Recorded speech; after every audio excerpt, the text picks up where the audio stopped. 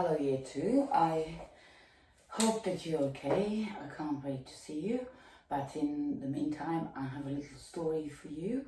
It's from the book that is called Atlas of Poetic Botany.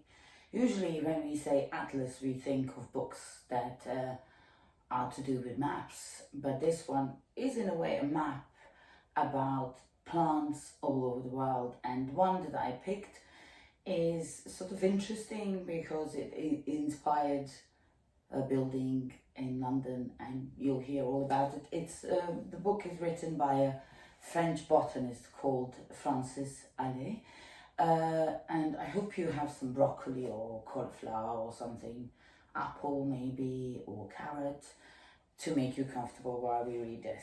So the plant that I picked for us today is called the giant lily, Victoria amazonica, and before we proceed I'll show you the images.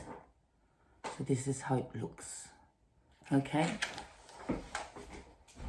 so the only visible part of this superb water lily, its leaves floating on the water. Round and huge, they can grow up to 2 meters in diameter.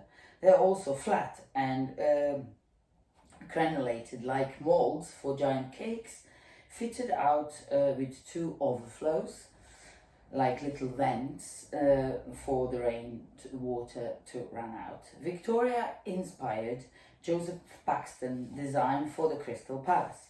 It is a very interesting story. Paxton was an exceptionally talented gardener, and his whole life was intimately tied to the plant. Discovered in 1801 in Bolivia, South America, some of its seeds made it to England in 1849, where efforts were made to grow it at the Royal Botanical Gardens in Kew, but the attempts failed. Famous for his green fingers, Paxton was called in to help, and he managed to make the last seed sprout and successfully acclimatize the plant. When it bloomed, the event made history, and the Queen Victoria made him a knight. Paxton determined that the leaves could bear the weight of a child.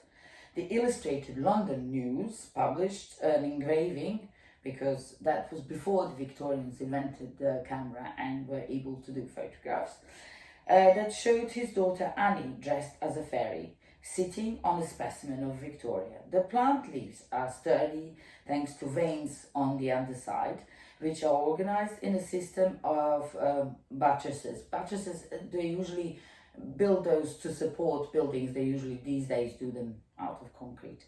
In turn, the radiant veins, which are stiff and covered with robust thorns, are reinforced by a series of concentric plant fibers running in the opposite direction. The whole underside displays a magnificent purple color. Acclaimed for his gardening, Paxton was appointed architect and given the task of constructing a Crystal Palace to house the Great Exhibition. He drew inspiration from a leaf architecture of Victoria to build a magnificent castle of iron and glass, which opened in London in 1851.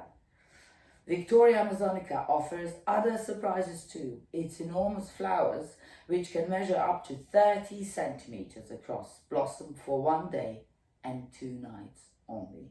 The first evening at dusk, the white flower emerges from a large bud covered with spines.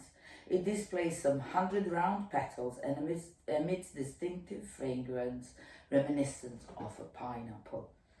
Curiously, the flower is hot. A thermochemical reaction elevates its internal temperature, means it lifts its internal temperature 11 degrees above that of its surroundings.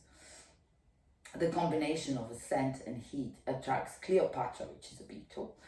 At dawn, when the flower closes again, the beetle finds themselves trapped.